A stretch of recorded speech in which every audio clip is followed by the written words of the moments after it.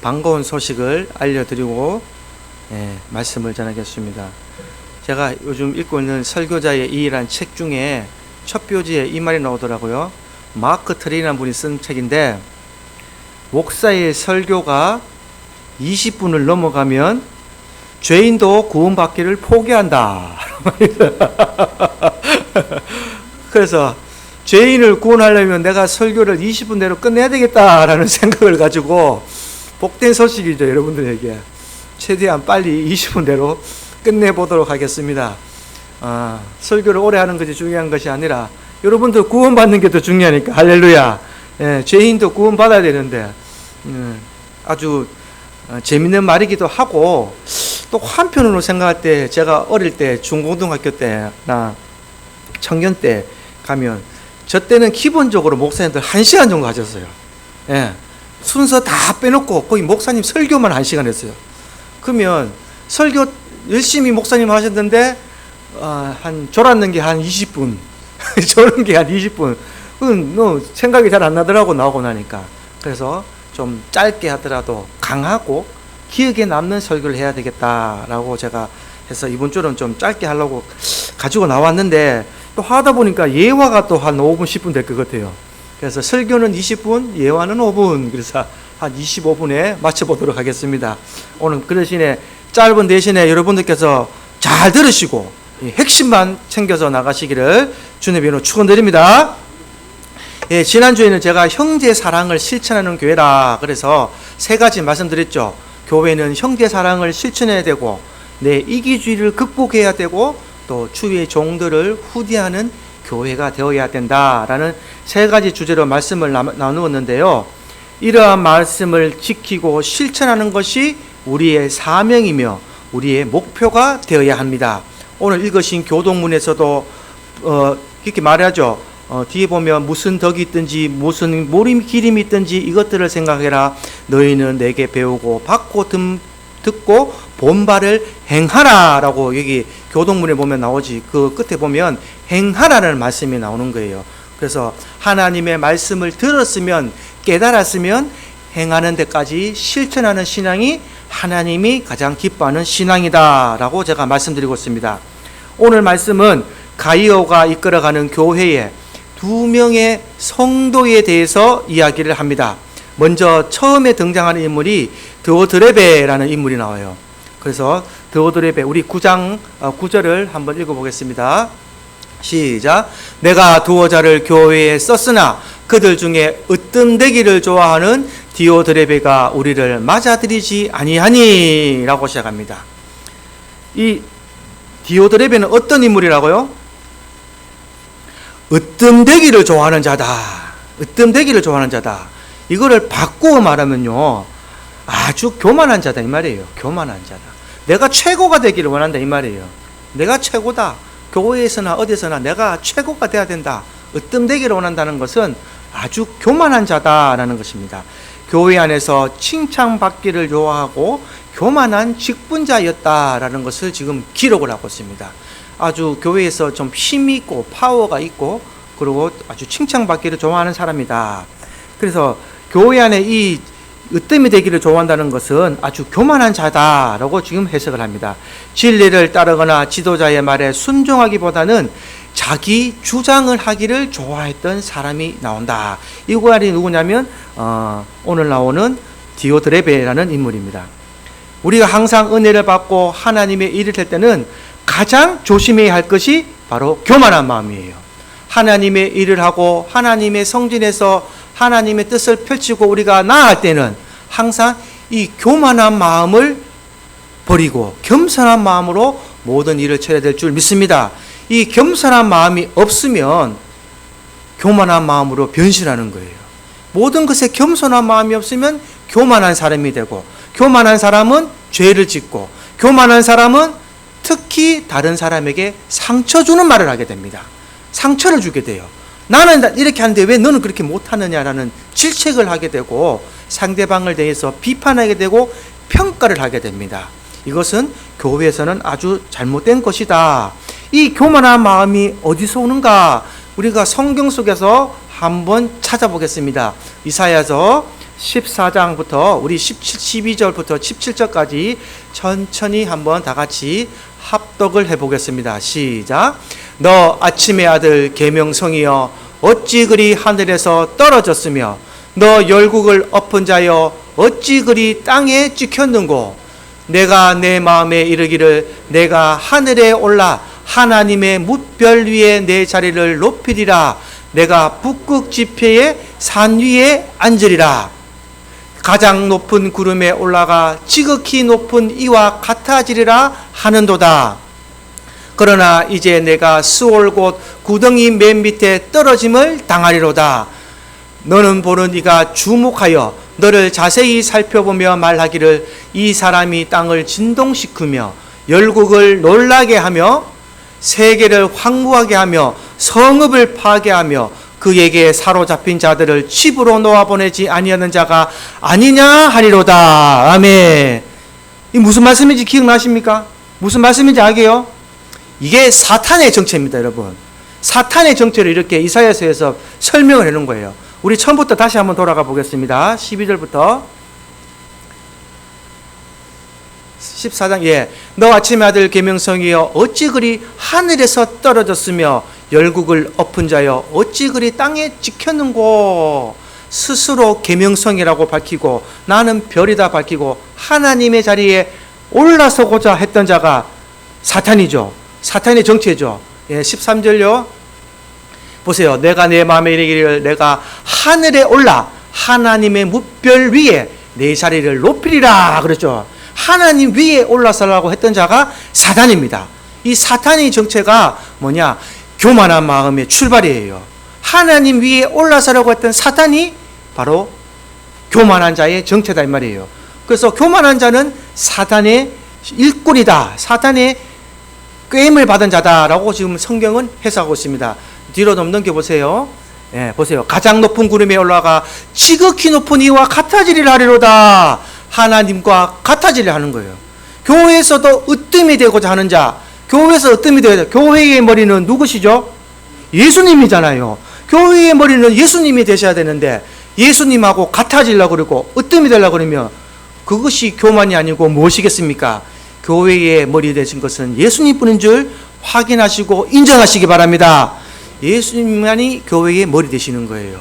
우리는 교회에서는 겸손해야 되고 낮아져야 됩니다. 그래서 으뜸이 되고자 하는 자는 뭐라고요? 교만한 자면서 사탄의 영을 받은 자다라고 생각하셔야 됩니다. 이게 무서운 얘기입니다. 그래서 교회에서는 절대 교만하지 말고 으뜸이 되어서는 안 된다. 그래서 교만의 시초는 마귀 사탄입니다. 좀 뒤로 넘겨보시겠습니다. 17절 정도요. 보세요. 세계를 황무하게 하며 성읍을 파괴하며 그에게 사로잡힌 자들을 칩으로 놓아 보내지 아니하던 자. 하나님의 집이나 자기 집으로 보내지 않고 칵 잡고 스올로 지옥으로 같이 빠져간 자가 사탄의 정체입니다. 이 사탄이 정체가 뭐냐면 교만했던 마음에서 출발을 했던 거예요. 하나님과 같아지고 하는 자, 으뜸이 되고자 하는 자, 내가 최고가 되고 하는 자는 교만한 사람이다 라고 성경은 밝히고 있습니다. 그래서 교만의 시초는 마귀 사탄이니 주님의 가르침은 교만을 버려라, 너희는 섬기는 자가 되어라 라고 말씀하고 계십니다. 인정하십니까? 섬기는 자가 되시기를 바라시면 아멘 하시기 바랍니다. 교회에서는 섬기는 자가 되어야 됩니다. 마태복음 23장 11절 12절 우리 다 같이 합독해 보겠습니다. 시작. 너희 중에 큰 자는 너희를 섬기는 자가 되어야 하리라. 누구든지 자기를 높이는 자는 낮아지고 누구든지 자기를 낮추는 자는 높아지리라. 아멘. 제일 먼저 목사가 낮아져야 될 것이고 그 다음에 강도사님이나 장로님들이 낮아져야 되고 권사님들이 낮아져야 되고 우리 전도사들이 낮아져야 되고 집사를 높여줍시다. 세신자를 높여줍시다. 할렐루야. 우리가 서로 높여주면 그 세신자들, 집사들이 그 우리 행실과 우리의 모습을 보고 그 자들이 배운다는 말이에요. 그래서 서로 위주고 섬기니까 이것이 하나님이 바라는 참 교회의 모습이 될 것이다 라고 성경을 말씀하고 있는 겁니다. 그래서 첫 번째 주제는 교만한 자가 되지를 말아야 된다라는 것이 주제입니다. 그리고 이 두 번째는요, 편협한 태도를 버려야 됩니다. 우리 10절을 한번 읽어보겠습니다. 시작. 그러므로 내가 가서 그 행한 일을 잊지 아니하니라. 그가 악한 말로 우리를 비방하고도 오히려 부족하여 형제들을 맞아들이지 아니하고 맞아들이고자 하는 자를 금하여 교회에서 내쫓는도다. 아멘. 이렇게 말하죠. 악한 말로 우리를 비방하였다. 또 요한이 보낸 순회 전도자들을 영접하지도 않고 또 영접하는 자들을 금하여 교회에 내쫓았다라고 말합니다. 바꾸어 말하면 교회의 분열을 일으키는 자다 이 말이에요. 교회의 분열, 교회의 시끄러운 일을 만들어내는 자다. 이런 자들이 있었다. 이 자가 누구냐? 이 데메드리오라는 자다라고 지금 말씀하고 있습니다. 이 편협한 태도라는 것은 사람을 차별하는 것을 말합니다. 교회에서 사람을 차별했다는 거예요. 악한 말로 비방하고 자기 마음에 드는 사람들은 받아들이고 마음에 들지 않는 자는 악한 말을 하고 비방하고 내쫓았다라는 말을 지금 하고 있습니다. 교회는 사람을 대할 때 편협한 태도로 행하지 말아야 하며 악한 말로 비방하지 말아야 됩니다. 교회는 세상 사람들이 쉼을 얻으러 오는 곳입니다. 다 죄인들이 모이는 곳이 교회라는 것을 인정하시기 바랍니다. 교회에 거룩한 자들이 있습니까? 죄인들이 있습니까?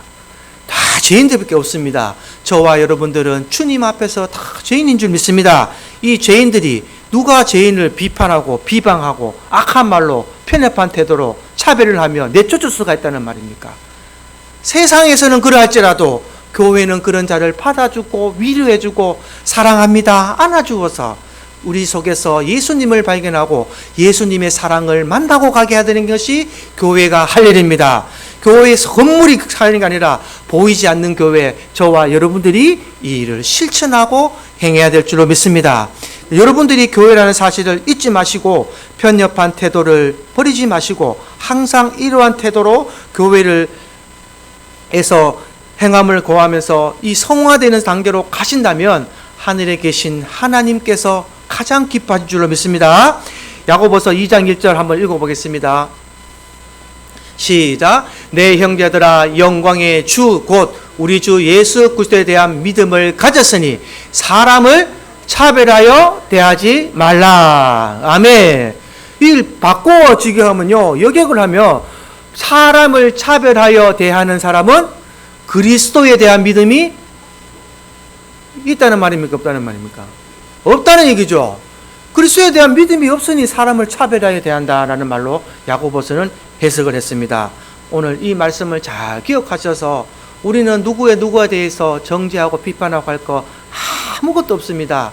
그냥 그 사람이 못 사는 못났는 대로 긍휼히 여기시고 불쌍히 여기시는 마음을 가지시기를 주님의 이름으로 축원드립니다. 먼저 내가 그 사람을 위해서 긍휼히 여기고 또 섬기고 다가가서 깨우쳐주고 위로해주고 사랑을 베풀면 그 사람이 내 모습 속에서 나를 보는 것이 아니라 하나님 예수 그리스도의 사랑을 느낄 줄 믿습니다. 그것이 교회가 할 일이다라는 것을 지금 말씀에서 전하고 있는 것입니다. 그래서 항상 주님의 심령으로 가난하고 세상 사람들을 배척하는 차별하는 사람을 교회는 가장 따뜻한 마음으로 주님의 마음으로 안아주고 품어주고 사랑을 베풀어야 합니다. 이것을 실천하는 것을 믿음이라 한다라고 지금 보고 있습니다. 그래서 2장 9절에 야고보서가 다시 정리를 합니다. 우리 2장 9절에 한번 읽어보겠습니다. 시작. 만일 너희가 사람을 차별하여 대하면 죄를 짓는 것이니 율법이 너를 범법자로 정죄하리라. 아멘. 차별하는 것으로 끝나는 것이 아니라 차별하는 자는 죄를 짓는 것이다. 율법이 너희를 범법자로 정죄할 것이다 라는 말로 했습니다. 차별하시겠습니까? 안 하시겠습니까? 하지 맙시다. 하느님 말씀대로 한번 살아봅시다. 할렐루야. 예. 가난한 자, 부한 자, 부자가 올 때에 아이고 어서 오십시오 하지 말고 가난한 자, 가진 것 없는 자, 마음 심령이 위로받은 자, 알코올 중독자가 오더라도 예수님의 심정으로서 나는 당신을 사랑합니다. 당신은 예수의 사랑을 힘입으며 변화될 수 있습니다. 예수님을 만나면 당신은 변화될 수 있습니다. 이런 마음으로 다가서서 예수의 마음을 전하는 자들로 되기를 바랍니다. 아니면 하나님께서 범법자가 된다고 그러잖아요. 범법자로. 율법이 너희를 범법자로 정죄한다라고 써놨습니다. 죄를 짓지 말고 세상 사람들과 다른 방법으로 살아가는 것이 오늘날 성도의 삶이며 모습이 되어야 됩니다. 왜냐? 우리는 죽었던 우리를 살리셨던 하나님께서 하나님의 자녀가 되고 하나님의 백성이 되었으니 우리의 방법대로 살아가신 것이 아니라 하나님의 방법대로 살아가야 될 줄 믿으시기 바랍니다. 그게 하나님이 원하시는 삶이다 이 말이에요. 내가 살아가야 되는 게 의미고 하나님께서 원하시는 삶이기 때문에 그렇게 살아야 된다. 한 영혼을 하나님께로 인도하는 우리는 거룩한 하나님의 백성입니다. 그 한 영혼을 위해서 사람을 차별하지 말고 온전히 하나님의 사랑만을 전하는 백성으로 자녀로 살아가시기를 주님의 이름으로 축원합니다. 4번째는 하나님께 속한 자가 되어야 됩니다. 하나님께 속한 자가 되라. 11절 읽어보겠습니다. 시작. 사랑하는 자여 악한 것을 본받지 말고 선한 것을 본받으라. 선을 행하는 자는 하나님께 속하고 악을 행하는 자는 하나님을 배웁지 못하였느니라. 아멘. 교회에서 악을 행하는 자는 어떤 자라고요? 하나님을 배웁지 못하는 자다. 하나님을 보지 못한 자라고 정의를 내렸습니다. 내가 하나님을 배웠다면, 살아계신 예수 그리스도를 만났다면, 성령이 내게 임하였고 여러분 삶 속에서 예수님이 임재하신 모습을 내가 체험했다면 이런 모습이 나올 수 없다는 거예요. 이런 모습을 체험하지 못하고 예수님을 체험하지 못하니까 악을 행하게 된다. 그래서 사랑하는 자여 악을 행하지 말고 하나님을 뵙기를 원해라. 악을 행하는 자들은 하나님을 뵙기를 원하기를 주님의 이름으로 축원드립니다. 하나님을 뵙는 자, 하나님을 본 자가 어떻게 감히 악을 행할 수 있겠느냐라고 말하고 있습니다. 악한 말을 하고 그 마음에 악을 행하는 자는 하나님을 믿는 믿음이 없다라고 지금 정의를 내리고 있습니다. 그래서 하나님을 믿는 믿음이 없기 때문에 악한 말을 할 수밖에 없고 악한 행동을 할 수밖에 없다라고 정리를 합니다. 그래서 고린도전서 15장 33장 34절 우리 다 같이 한번 읽어보겠습니다. 시작. 속지 말라. 악한 동무들은 선한 행실을 더럽히나니 깨어 의를 행하고 죄를 짓지 말라. 하나님을 알지 못하는 자가 있기로 내가 너희를 부끄럽게 하기 위하여 말하노라. 아멘. 여러분 성경에서 부끄럽게 한다는 표현은 뭐냐면요, 죄를 드러낸다는 표현이에요. 우리가 여러분 누구 하나 여기 딱 앉혀놓고 너 뭐 했지라고 말하면 여기에 있는 서 있는 사람이 부끄러워요 안 부끄러워요? 부끄럽죠. 내 죄가 드러나니까 부끄럽습니까 안 부끄럽습니까? 이거를 성경에서 그렇게 표현합니다.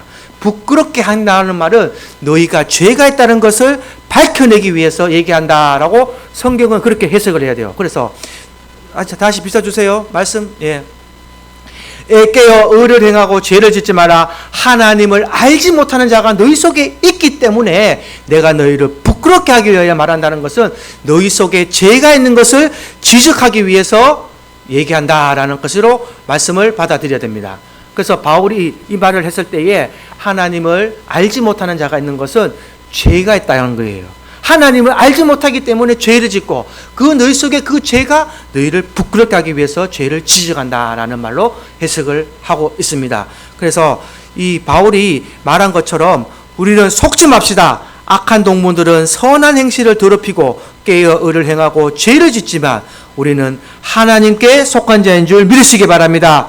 하나님께 속한 자들은 악한 말을 하지 않고 악한 말로 사람을 비방하지 않고 선한 일을 하며 선한 일을 본받는 자가 되어야 된다. 이것을 신학적으로 얘기하면 성화되어야 하는 단계다라고 되는 거예요. 성화라는 것은 예수님을 닮아가는 모습으로 바뀌어져 가고 있다라는 뜻입니다. 우리의 본이 되신 예수 그리스도의 모습으로 날마다 성숙하며 바뀌어지는 선왕으로 바뀌기를 주님의 이름으로 축원드립니다.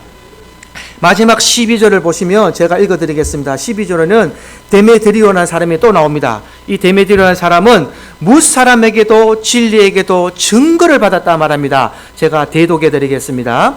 데메드리오는 뭇 사람에게도 진리에게도 증거를 받았음에 우리도 증언하노니 너는 우리의 증언이 참된 줄을 아느니라. 아멘. 이 증언한다, 이 단어가 아주 중요합니다, 여러분. 여기서 증언한다는 말은 내가 저 사람에 대해서 보증을 한다 이 말이죠. 보증을 선다는 말이에요. 저 사람은 내가 보증한다 이 말이에요. 저 사람은 내가 보증한다. 저 사람은 너희가 말하지 않아도 내가 보증할 수 있는 사람이다. 내가 내 자신을 볼 때 아주 잘못된 판단을 할 수 있습니다. 나는 정말 열심히 하고 있고 남들보다 더 열심히 노력했다라고 내 자신은 생각할 수 있습니다. 그렇죠?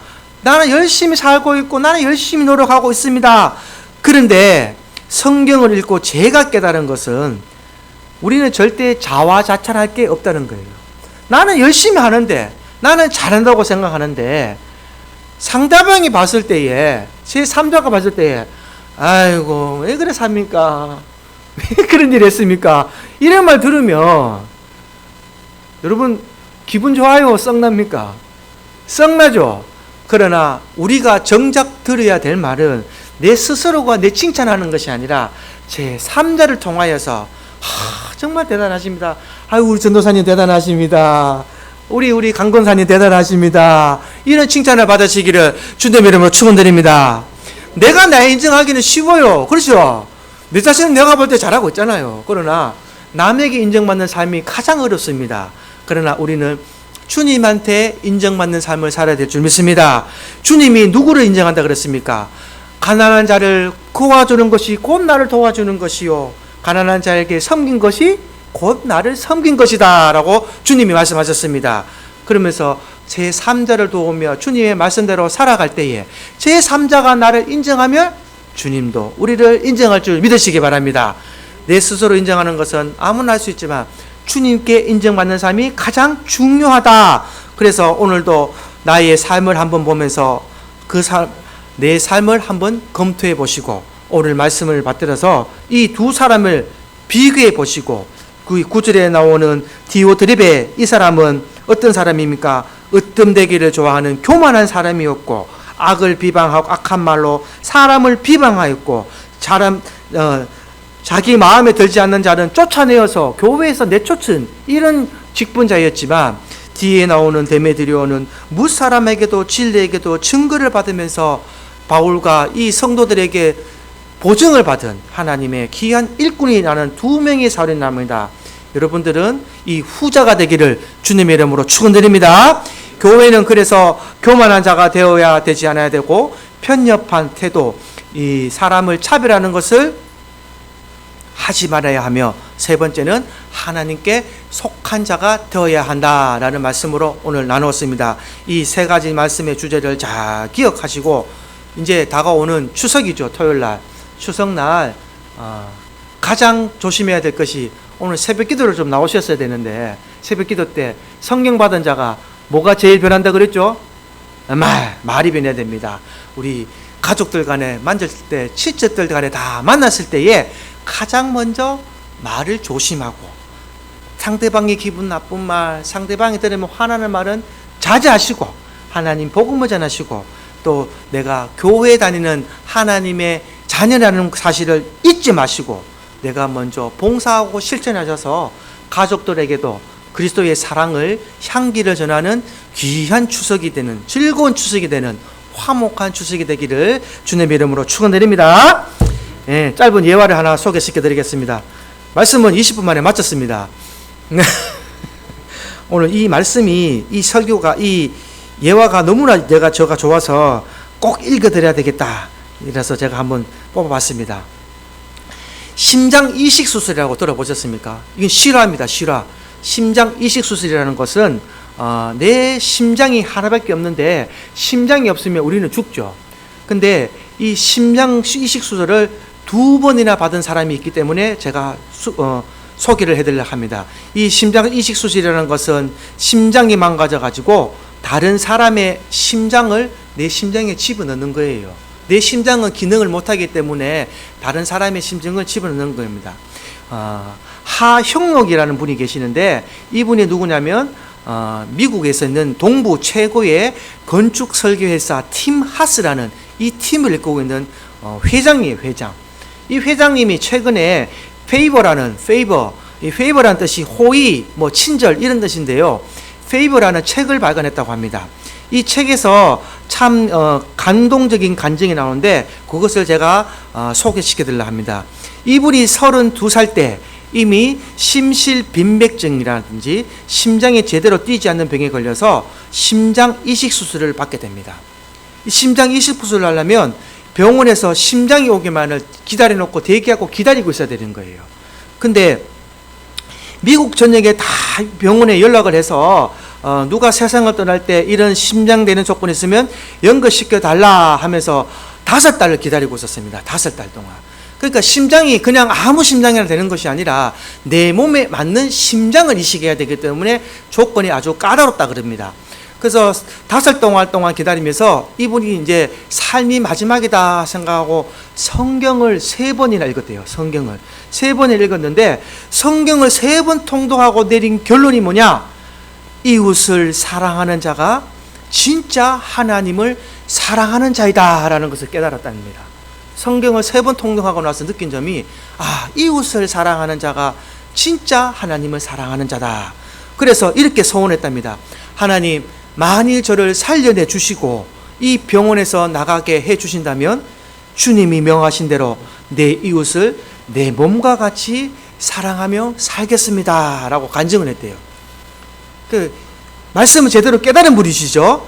근데 얼마 후에 이제 그에게 맞는 심장이 구해졌다고 연락이 온 거예요. 이걸 하고 난 뒤에. 그런데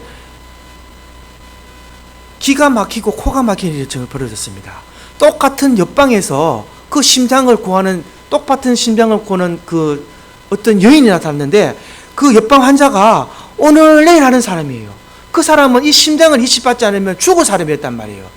그래서 그 사람도 그 심장이 필요하고 나도 5달을 기다려서 이 심장을 받았는데 내가 먼저 순분이 됐단 말이에요. 그럼 내가 받아야 되는데 하나님께서 이런 음성이 들렸답니다. 네 심장, 네 죽어가는 저 연인에게 네 심장을 줘라. 오늘 내일 하는 저 심장에게 네 심장 받을 이 심장을 오늘 내일 하는 저 심장에게 양보해라 이 말이에요. 주님의 음성을 들었다는 겁니다. 여러분은 어떻게 하시겠습니까? 나도 죽는데 나도 이거 심장 이식 받아야 되는데 그러니까 하나님께 기도해가지고 심장이 왔어요. 왔는데 내가 받으려고 그러니까 주님의 음성이 들려서 이 심장 내일 이 옆에 사람한테 주라는 음성이 들렸다는 겁니다.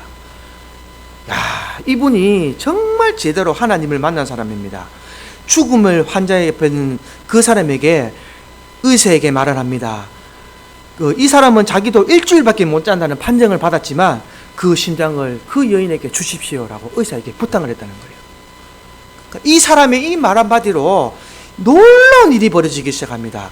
이 정작 그 환자는 살아났는데 이 심장을 준 사람은 혼수 상태에 빠졌습니다. 이제는.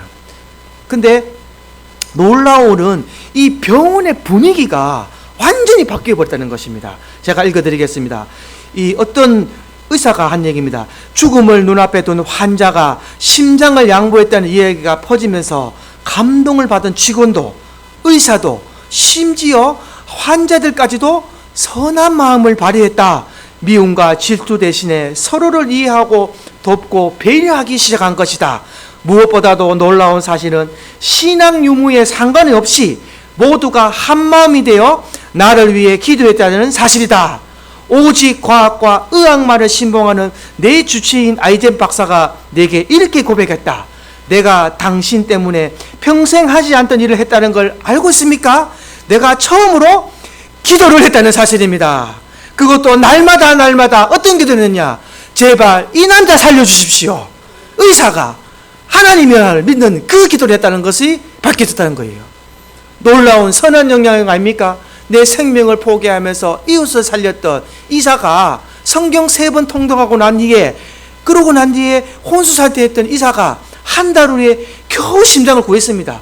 그래서 응급조치로 그 심장을 이식해서 깨어나는 사건이 일어났습니다. 할렐루야. 우리 하나님께 영광의 박수 올려드립시다. 실제로 일어났던 일입니다. 근데 이게 끝이 아닙니다. 다시 읽어드립니다. 근데 이제 나는 제2의 인생을 사는데 앞으로 나는 이제 하나님의 영광을 위해 어려운 일을 위해 살아가겠다라고 했는데, 그리고 회사를 세우고 회사 사원을, 우리는 어려운 이들을 위해 존재한다. 그래서 남을 돕기 위해서 우리 회사는 앞으로 회사를 운영해 나갈 것이다 라는 사원을 걸고 회사를 하니까 회사가 잘 되겠습니까? 잘 안 되겠습니까? 잘 될 수밖에 없습니다. 제가 처음에 이래 소개시켜드렸죠. 미국 동부 최고의 건축 설계 회사 팀 하스를 이끄는 회사 회장이다 그랬겠죠. 미국 동부니까, 미국이 동부와 서부로 있는 거로 제가 알고 있는데, 동부도 엄청 우리나라보다 뭐 몇십 배 되겠죠. 엄청 넓은 곳에 최고의 건축 설계 회사를 이끌고 있는 이 팀 하스를 이끄는데 사원이 뭐냐? 우리는 돈 벌어서 이웃을 위해서는 살겠다. 그러니까 하나님 말씀대로 사니까 잘 될 수밖에 없죠. 그렇게 하고 난 뒤에 수입이 생기는 대로, 이익이 생긴 대로 어려운 이웃을 돕기 위해 그 회사를 많은 노력을 했는데, 그만 2000년도에 들어서서 심장에 또 문제가 생기고 말았는 거예요. 그래서 심장이 문제 생겼는데 알아보니까 처음에 그 받았던 그 심장이 알코올 중독자의 심장이었대요. 알코올 중독자의 심장을 이식을 받게 되고 나니까 급하게 이식을 받고 나니까 부작용이 생겨가지고 두 번째 심장을 이식을 받게 되었다는 겁니다. 근데 아이제 박사가 말합니다. 미국 의료법상 심장 이식 수술은 한 사람이 평생 두 번만 받을 수 있다는 거예요. 근데 비록 첫 심장이 조치했지만 당신은 두 번의 기회를 다 썼습니다 라고 얘기한 거예요. 근데 당신은 더 이상 심장 받을 기회가 없다는 겁니다. 왜? 첫 번째 받은 심장은 다른 사람에게 양보했잖아요. 그러니까 두 번째 받은 심장을 받았는데 알코올 중독자의 심장을 받았기 때문에 더 이상 당신은 미국 의료법상 심장 이식을 해줄 수가 없다라는 이제 사형 선고죠. 받았는 겁니다. 두 번째 심장을 놓고 나서 열심히 이웃을 돕는 삶을 살게 되는데 2년 전에 2010년에 또다시 문제가 생겨서 죽을 수밖에 없는 상황이 됐는데, 세 번째 심장 수술이 안 됐는데 하나님의 놀라운 기적이 이제 다시 이루어집니다. 그 2016년도가 지나고 난 후에 법안이 바뀌는 사건이 일어나요. 미국 법안이 바뀌었는데 미국 의료법이 어떻게 바뀌었는가 한번 들어보세요. 미국 법안이 바뀌었는데 좋은 심장을 남한테 양보하고 나쁜 심장을 물려받은 사람에게는 한 번 더 기회를 주도록 법안이 바뀌어진 역사가 일어나게 됩니다. 할렐루야. 기가 막히죠. 좋은 심장을 남한테 양보한 사람은 그 한 번의 기회를 더 준다는 게 법이 바뀌어버린 거예요. 미국 의료법이. 그래서 당신은 세 번째 심장을 받을 수 있는 기회가 생겼다는 것을 받게 되었습니다. 할렐루야. 하나님 뜻대로 살고자 하면 하나님이 미국 법도 바꾸시고 다 살리시는 하나님. 우리 은정 권사님 아까 기도하셨죠. 태풍 물려달라고 기도할 때 하나님 태풍도 바꾸시는 하나님인데 무엇을 못하시겠습니까? 이 전지전능하신 하나님을 믿으시기를 주님 이름으로 축원드립니다. 저와 여러분은 이 금상을 만들어 놓는 불교면은 부처를 믿는 것이 아니라 이렇게 전지전능하신 하나님을 믿고 있습니다. 여기에 자부심 가지십시오. 여기에 대해서는 자부심을 가져도 됩니다. 그 어떤 세상 것보다도 귀한 전지전능하신 하나님을 믿고 있기 때문에 우리는 이런 일을 겪고 있다. 이 역사는 지금도 일어나고 있고, 그의 오랜 친구인 토마스 박사가 이렇게 말합니다. 너한테 왜 이런 행운이 계속이는지 알아? 그것은 네가 결정적인 순간에 이웃을 사랑하는 하나님의 말씀에 순종했기 때문이다 라고 정의를 내립니다. 네가 결정적인 순간에 내 이웃을 사랑하는 하나님의 말씀에 순종했던 그 삶을 살았기 때문에 하나님이 그 말씀에 순종했던 그 자의 삶을, 두 번의 삶을 사롭게 하시고 또 큰 회사를 이끌게 하시고 또 하나님의 증거를 나타내는 그 증언이 되게 하셨다는 것을 보게 됩니다. 내가 이웃을 먼저 살리라는 부르심 앞에 항복했던 사실을 주님은 기억하고 계셨다라고 고백을 합니다. 24년 전에 그 심장이 그 이웃을 살리고 이제는 나도 살렸다. 그래서 우리의 말 한마디와 신앙 고백이, 기독교는 제가 뭐라 그랬죠? 너도 살고 나도 살고. 할렐루야. 우리 말 한마디의 간증과 우리 말 한마디의 영향력은 너도 살고 나도 살고를 믿으시기 바랍니다. 가정에 가서도 직장에 가서도 우리 그 명절 때 집안에 가셔도 꼭 명심하시기 바랍니다. 남에게 상처 주는 말 절대 하지 마시고 남에게 힘받는 말 하지 마시고 너도 살고 나도 살고 할렐루야. 이 세상 마귀 새끼는 너 죽고 나 살자 너 죽고 나 살자지만 우리 기독교는 너도 살고 나도 살고 할렐루야. 이것을 잘 기억하셔서 우리 추석 때 오는 친척들에게 믿지 않는 자들이 있다면 하나님 복음을 전하시고 말로만 전하지 마시고 행함으로 겸손과 섬김으로 뭐 먹고 싶어? 막 갖다 주세요. 그럼 아이고 어머니한테 아니야 이서방 앉아있게 송서방 앉아있게 내가 갖다 줄게 앉아 뭐 먹고 싶어? 아이고 누워있게 편하게 있게 막 해주고 어머님 품성처럼 예수님 편함처럼 따뜻하게 맞아주고 해준다면 그 사위나 믿지 않는 교회의 불신자들이 무슨 생각을 하겠습니까? 이야 우리 어머님은 교회 다니시지만 참 다 변화됐네. 교회 다니시지만 참 달라졌네.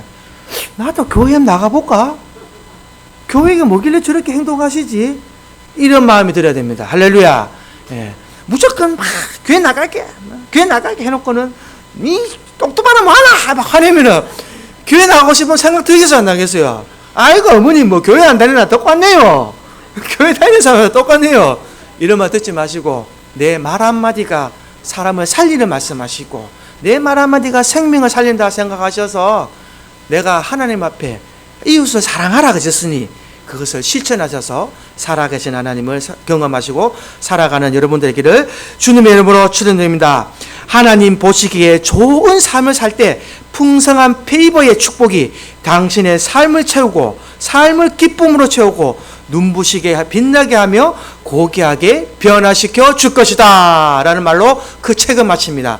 그래서 여러분께서도 이 책을 다 기억하시고 이 말씀을 기억하셔서 다른 거 생각하지 마시고 내 생명 바쳐서까지 이웃을 사랑하기를 실천하시면 내 생명은 하나님께서 살리신다. 할렐루야.